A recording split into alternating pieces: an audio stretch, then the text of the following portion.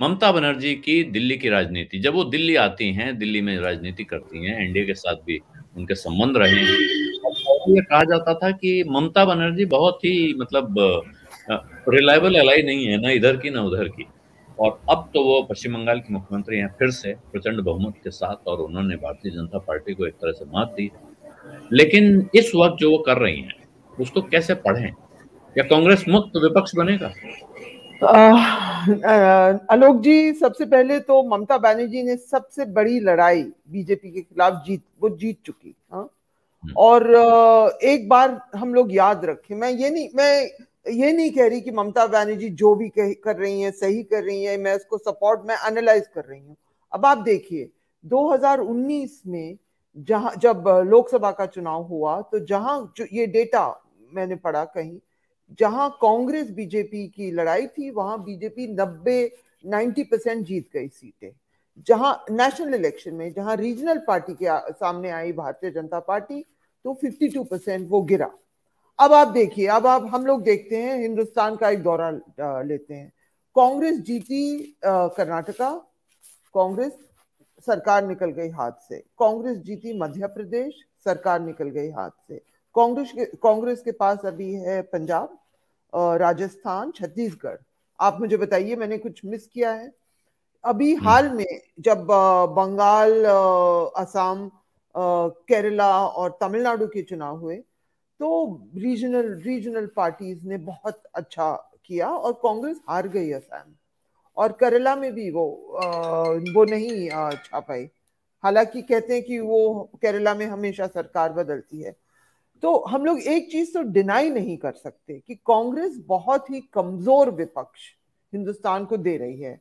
अब ममता बनर्जी, हम लोग कुछ भी मान सकते हैं, कुछ लोग कह सकते हैं कि उनके सर पे सवार हो गया कि वो प्रधानमंत्री बनेगी। मैं नहीं मानती हूँ ऐसी कोई बात है। जो बीजेपी की दौर में जो उन्होंने खुद झेला, उनके आधे पार्टी के लोग, बहुत सारे लोग इस तरह हिल बीजेपी ने खरीदा, फिर वो वापस पहुंच गए हैं। वो हिंदुस्तान, जो एमपीज, हमारे पार्लियामेंट, हमारे संसद में जो एमपीज आते हैं, सबसे ज्यादा उत्तर प्रदेश से आते हैं, उसके बाद महाराष्ट्र से, उसके बाद बंगाल से। हाँ, तो वो अपना इस तरह वो एक आर्ग्यूमेंट हमेशा हिंदुस्तान में रहा है कि रीजनल पार्टीज ही भाजपा को हरा सकती हैं। मैं ये नहीं कह रही हूँ कि ये पूरी तरह मुमकिन है, एक सेंट्रल पोल तो चाहिए हमें ऑपोजिशन के लिए, लेकिन कांग्रेस मजबूत पोल नहीं बन पाया है, ये इसमें भी कोई शक नहीं है। वो जीतता भी है तो दो मैंने आपको उदाहरण दिए कि वो जीते हुए स्टेट्स हार गया कांग्रेस इस दौर में। नहीं, गोवा में भी ऐसे हुआ।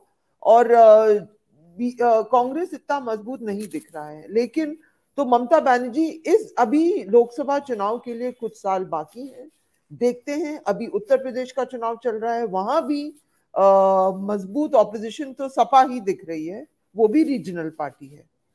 तो सबसे पहले मैं ये आर्ग्यूमेंट रखूंगी सामने कि रीजनल पार्टीज ही भाजपा के खिलाफ बेहतर करती हैं कांग्रेस से।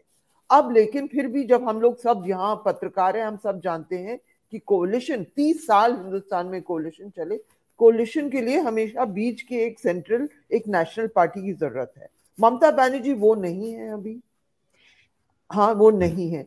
क्या उनका गेम प्लान ये है कि कांग्रेस के जो भी मास बेस वाले लोग हों वो उनके तरफ आए? हमें पता नहीं अभी होगा क्या, क्योंकि जो भी होगा वो डिपेंड करेगा जो कांग्रेस के अंदर होता है। कांग्रेस में अभी भी कोई फुल टाइम प्रेसिडेंट तो है ही नहीं। और वो ये गलत नहीं बोल रही हैं। मुझे भी राहुल गांधी के बहुत सारे ट्वीट्स पसंद आते हैं, जिस तरह की वो बातें कह देते हैं मुझे पसंद आता है। लेकिन क्या आपको लगता है कि वो हर वक्त पॉलिटिक्स में लगे हुए हैं? हो सकता है करते हैं, लेकिन मुझे ये इमेज ये तो नहीं है हिंदुस्तान में कि वो हर वक्त लगे हुए हैं। और जी। लगता ये है कि वो जो कांग्रेस की लीडरशिप जो है वो बस बैठी हुई है कि बीजेपी एक दिन अपने आप को हराएगी तो फिर हमारी बारी ऑटोमेटिकली आएगी। ये है जी। कमजोरी। लेकिन जिस तरह की लड़ाई ममता बनर्जी ने लड़ी बंगाल में, क्योंकि मैंने वो जाके कवर भी किया था, वो बहुत ही जबरदस्त तरीके से उन्होंने बीजेपी को किसी तरह हराया। बंगाल से बीजेपी को 18 एमपीज भी मिल गए थे 2019 में। सबसे पहले तो वो चाहती हैं कि कहीं बंगाल के में कोई बीजेपी बचे नहीं। और आप उनके बाद जो बाय इलेक्शंस हुए हैं, आप देख रहे हैं कि बीजेपी वहां से उसकी जड़ों से हटाया जा रहा है बंगाल में। वो है तरीका भाजपा से लड़ने का। भाजपा के पास काडर है, पैसा है, सब कुछ है। तो आप या तो मजबूती से लड़े, आप ट्विटर से नहीं लड़ सकते। आप ये कमजोर होके, पुलाइट होके, शरीफ होके, जो भी, उससे नहीं लड़ सकते। एक जिस तरह की लड़ाई ममता बनर्जी ने लड़ी बंगाल में, उसी तरह आप भाजपा से लड़ सकते हैं। अब महाराष्ट्र में चलिए, महाराष्ट्र में अलायंस है। शिवसेना मुझे ज्यादा मजबूत दिख रहा है आजकल। कांग्रेस कहाँ है इस अलायंस में? कभी एनसीपी स्ट्रेटेजिक बात, एनसीपी की बात आ जाती है, शिवसेना पोजीशंस लेता है। अब आप सोचिए, भाजपा इतना नाराज है कि महाराष्ट्र, जो जहां उद्योगपति सब मुंबई में रहते हैं, जो वहां से वो उनको निकाला गया इस तरह से। तो वो भी कांग्रेस, उसमें शिवसेना सबसे आगे है, कांग्रेस भी हिस्सेदार है सरकार में। लेकिन वो, जहां मैं नहीं, वानखेड़े जी मुझसे ज्यादा जानते होंगे, लेकिन इंप्रेशन यही जाता है कि कांग्रेस सबसे कमजोर है उस अलायंस में भी। ये अहम स्टेट्स है। अगर उत्तर प्रदेश में कुछ हो जाए, जो मूड जो लोग बात करें, अगर पॉसिबिलिटी है तो वो अखिलेश यादव करेंगे। उसके अलावा हो सकता है कि कांग्रेस उत्तराखंड में अच्छा करे।